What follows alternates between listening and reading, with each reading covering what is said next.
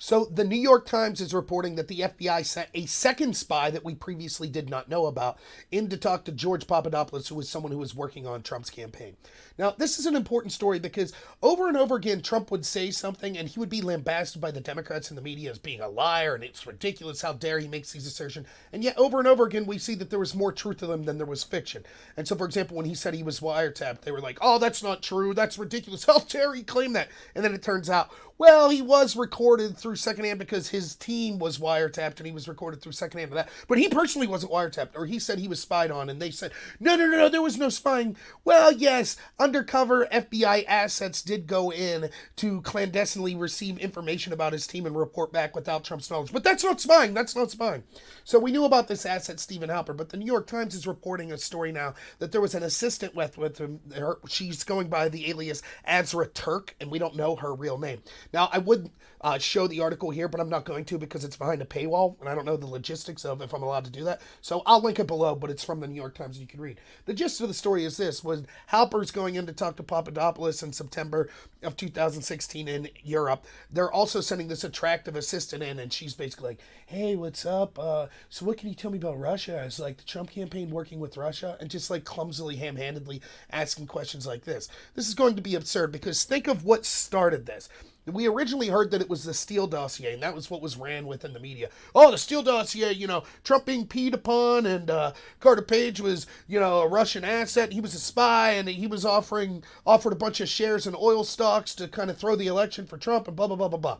And then once they realized, oops, that's not a good narrative to have, seeing as how that's all lies and was paid for by the Democrats, they had to switch it to, it's about George Papadopoulos.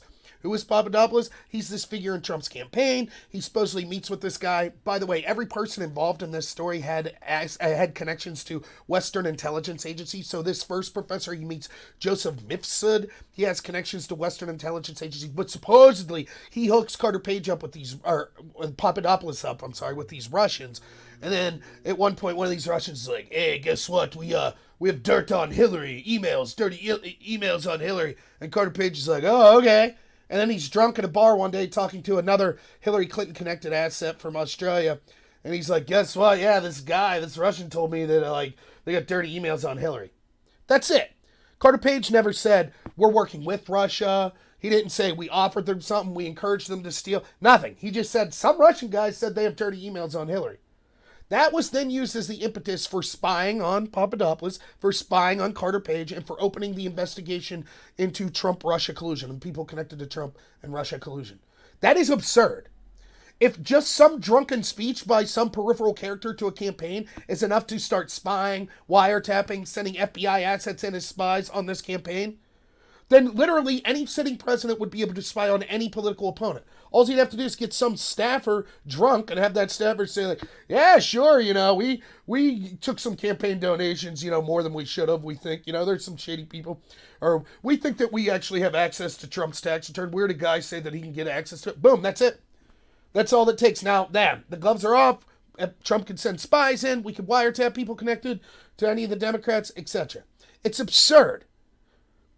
Not only that, consider the implications of this. So they thought that Papadopoulos, all the evidence shows that Papadopoulos, when he never said anything to anyone in the Trump campaign about let's pay off Russians to spy for us, let's pay off Russians to get these, nothing like that.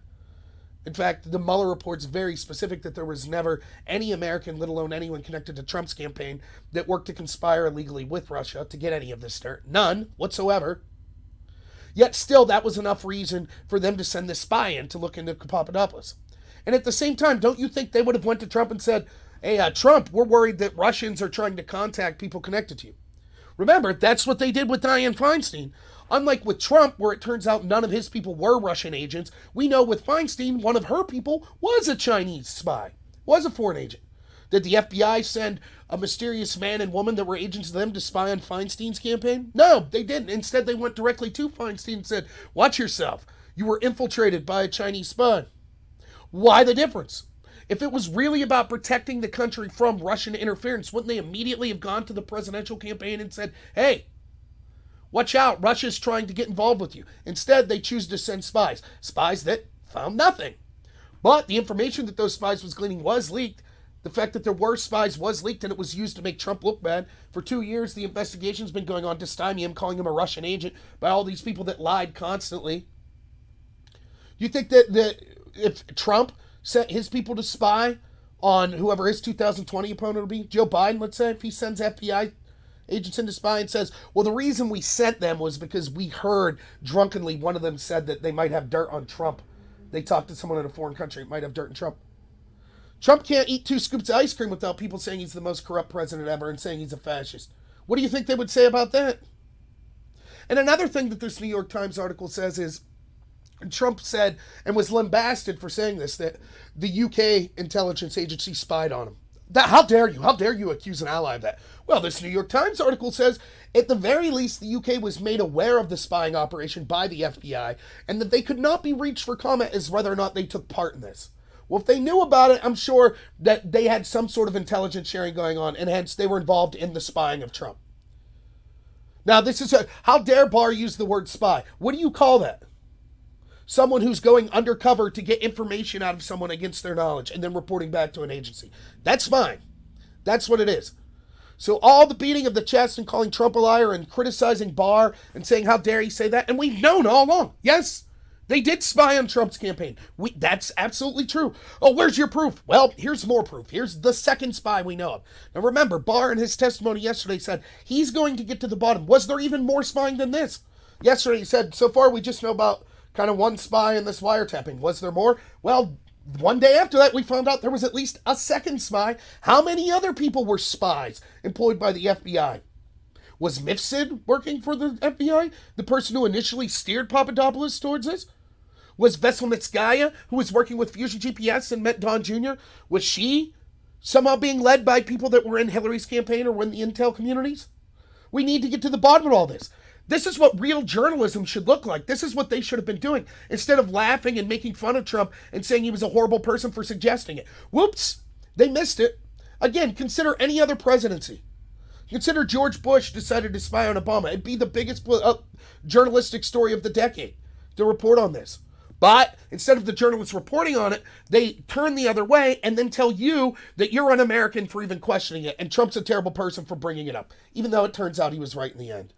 So just another example of every day we find out more and more how this investigation was a witch hunt. It was corrupt. It was spying on him. It wasn't designed to stop Russian interference. It was designed to bring Trump down by any means necessary.